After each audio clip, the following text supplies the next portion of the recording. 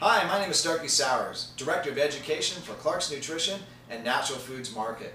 Today we're on location at my home gym in Riverside, California, and we're going to be talking about protein and protein powders.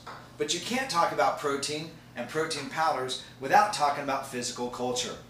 Physical culture happened during the time of the 1600s to the 1800s in European countries. And what it was the use of exercise and nutrition to better one's life and to live a much healthier and happier life. There was a Renaissance period in the United States, physical culture moment, that happened that we have to remember as well. And that was Muscle Beach, California. And that time frame was about World War II. And what it did is it actually birthed the use of protein powders in the world today. One of the most significant things about Muscle Beach and the movement of physical culture in the United States and proteins is the fact that during the physical culture movement of the 1940s, a significant factor was happening in the food industry. It's called partitioning of foods, or pulling apart or separating foods. What was so significant about separation of foods was that the scientists were looking for a way to fortify or add to the diet of U.S. troops that were fighting in foreign countries.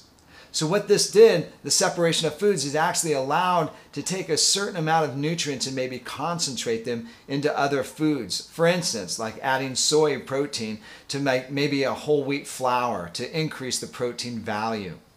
So this partition of foods was highly significant because what it did is it started looking at a lot of different foods that are so popular today, such as milk, soy, and eggs. Milk, of course, has two significant proteins. Number one, casein and whey, but it was bound up with lactose, and lactose, of course, is a sugar. So the partition of milk proteins actually started to separate out the caseins and the whey, as well as egg whites were pulled apart from the egg yolks. And so we started pulling apart the actual proteins of egg whites and also of egg yolks. Soy proteins, once again, are more of a starch and a protein combination, and they started pulling those apart as well too. These not only added to the significance of fortification, but it also birthed a whole new idea for the individuals that were working out at Muscle Beach. See, guys like Steve Reeves, Vince Gironda, Monty Wolford had figured out that proteins increase and help to recover muscle at a much accelerated pace. So what this did is it started bringing about the use of protein powders from these individuals. I remember having a conversation with Mel, the owner of MLO Products up in San Rafael, California. And what he said was he had made a journey to Muscle Beach, and Jack Lane, who was a regular Muscle Beach individual, was using a protein powder. And the comment was, "Hey, I didn't think that actually worked." And Jack Lane said, "Well, it sure can't hurt."